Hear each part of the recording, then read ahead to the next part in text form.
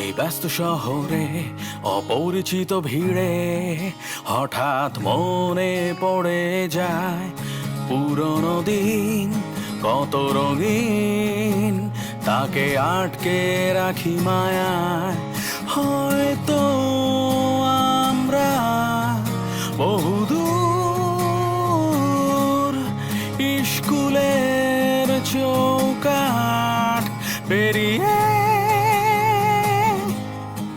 এখনো একই মানুষ,